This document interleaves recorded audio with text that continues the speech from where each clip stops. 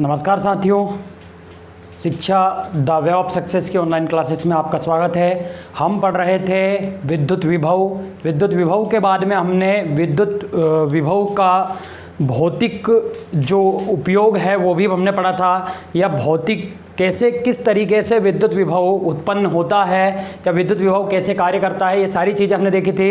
इसके बाद में हमारा जो आज का अगला टॉपिक है वो है विद्युत विभवांतर।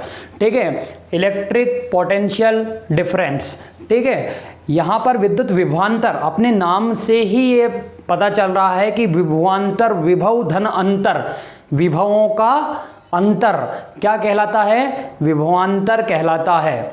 ठीक है, देखिए दोस्तों, सीधी सी बात है, एक सिंपल सी भाषा में मैं समझाऊंगा, फिर आपको किस तरीके से क्वेश्चन लिखना है वो मैं समझाऊंगा, आप समझ सकते हैं।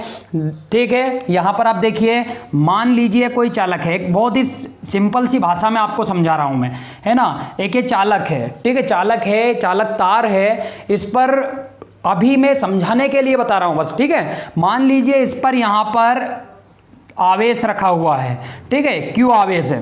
ठीक, यहाँ पर इस सिरे का जो विभव है वो मान लीजिए VA है, और यहाँ का जो विभव है वो VB है ना। दोनों सिरों पर विभव होगा।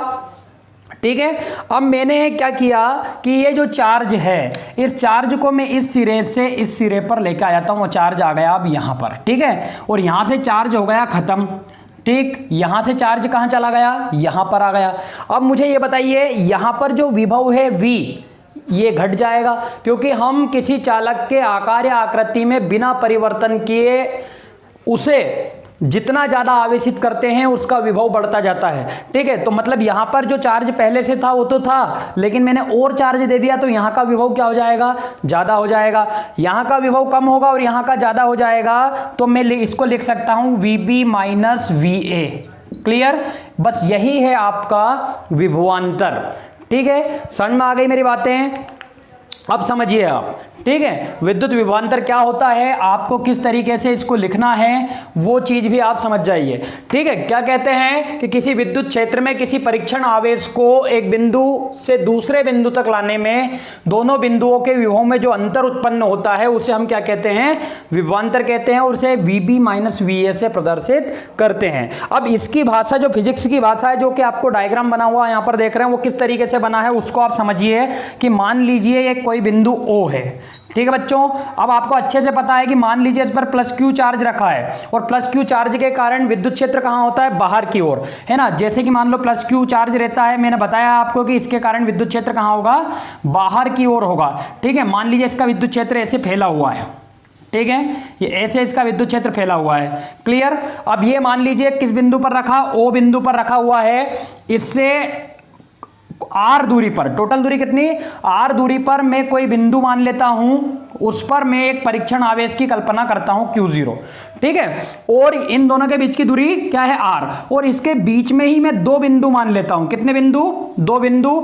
यहां पर मैं बिंदु A मान लेता हूं, है ना, यहां पर बिंदु A मान लेता हूं और यहां पर बिंदु B मान लेता हूं। ठीक है, और ये जो परीक्षण आवेश है इसको मैं बिंदु A पर रखता हूं, और बिंदु A से कहां लेके आता हूं? बिंदु B पर लेके आता हूं। अब ये ध्यान रखना कि ये आपका जो चार्ज है इसके क्षेत्र में ही ये सारी क्रियाएं चल रही है।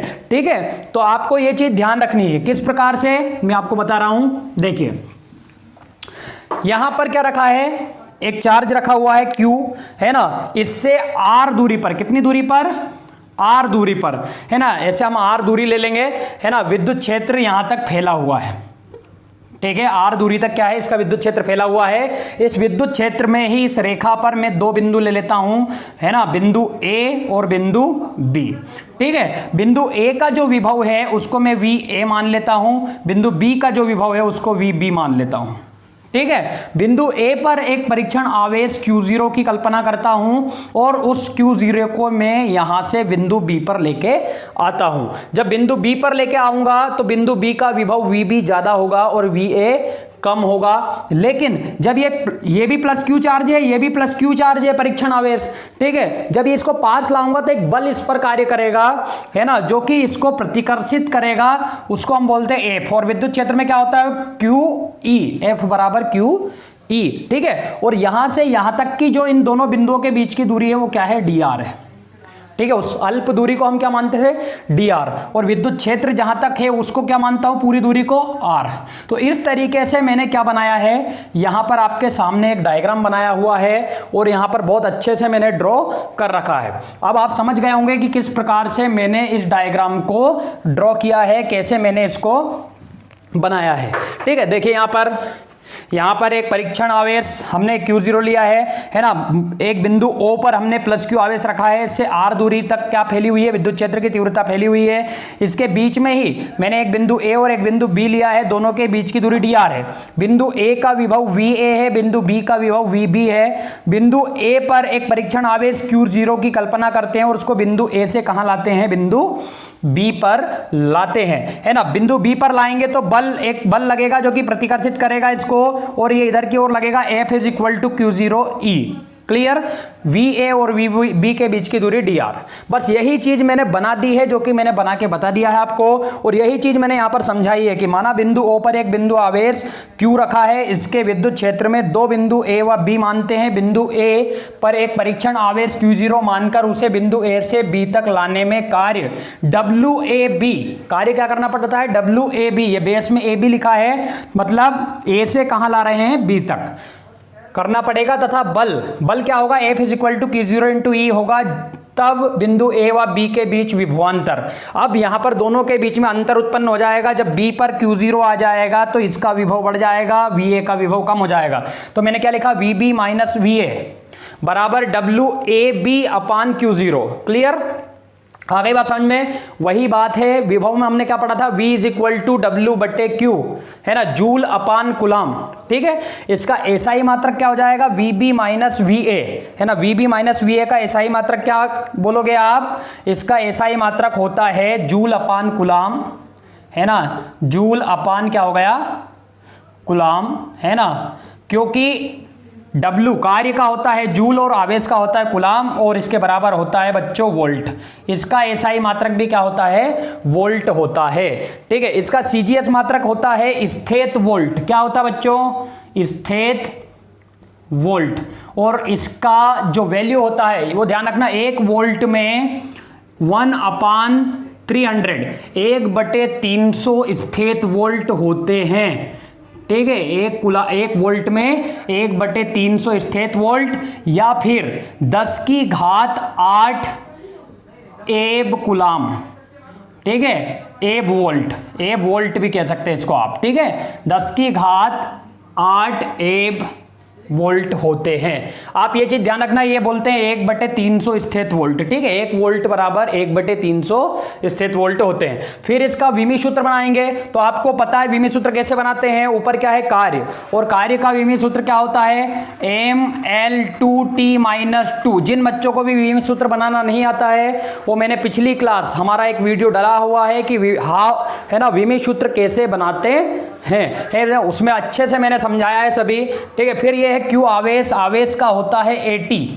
है ना। इस AT को हम ऊपर लेके जाएंगे, VA minus VB is equal to, यहां पर M ये रहेगा, L2 हो जाएगा, T-3 हो जाएगा, क्योंकि एक ये T ऊपर जाएगा तो माइनस की पावर आ जाएगी, A-1 हो जाएगा, ठीक है। ये इसका विमी सूत्र, जो विभव का विमी सूत्र था वही इसका विमी सूत्र है, केवल मैंने विभवांतर को डिफरेंशिएट कर आपको बताया है, ठीक है। फिर एक पॉइंट वहां पर भी हमने लिखा था, क्या लिखा था, कि विद्युत विभव एक अदिश राशि है, और यह भी यही होगा कि विद्युत विभवांतर भी एक, है ना, अदिश राशि होती है। कैसी राशि होती है, अदिश राशि होती है ना। विद्युत विभवांतर एक अदिश राशि है। डायग्राम आपको अच्छे से समझ में आया होगा, क्योंकि इस पर बेस्ड हमारे आगे और भी क्वेश्चन बनने वाले हैं, ठीक है दोस्तों। मैं उम्मीद करता हूं कि आपको विद्युत विभवांतर समझ में आया होगा,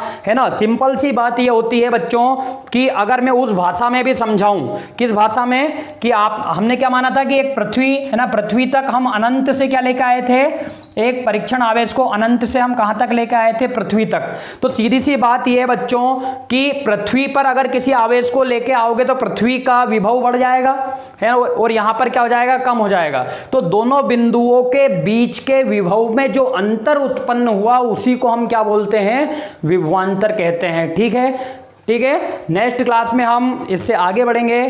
तब तक के लिए जय हिंद, जय भारत।